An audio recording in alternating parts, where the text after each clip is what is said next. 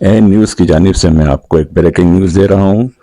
جرمنی حکومت نے جرمنی میں بڑھتے ہوئے کرائم کے سبب سخت سے سخت اقدامات کرنا شروع کر دیے ہیں۔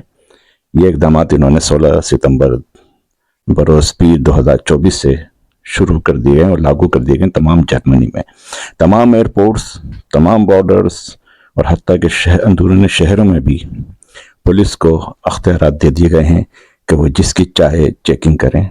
چیکنگ کو سخت سے سخت کر دیا گیا ہے کیونکہ جرمنی میں پچھلے دنوں بہت تیزی سے جرائم میں اضافہ ہوتا چلا جا رہا تھا اور بے انتہا تارکین وطن جائز ناجائز طریقے سے جرمنی میں داخل ہو رہے تھے۔ یہ مسئلہ تو خیر پورے جرمنی نہیں بلکہ یورپ کا ہے۔ انہوں نے متفقہ طور پر اپنے اپنے علاقوں میں سختیاں شروع کر دی ہیں، تو جرمنی میں بھی اسائلم کے حوالے سے بھی سخت ترین اقدامات کرنا شروع کر دیے ہیں۔ نئے قانون بنائے جا رہے ہیں اسائلم سیکرز کے لیے بھی تاکہ ان کی روک تھام کی جا سکے، اور جو مراد میں بہت کمی کر دی گئی ہیں۔ سیاسی پناہ گزینوں کو اور کوئی آتے بھی ہیں تو ان کو کیمپ میں رکھا جائے گا اور ان کے کیس جلد سے جلد نمٹانے کی کوشش کی جائے گی۔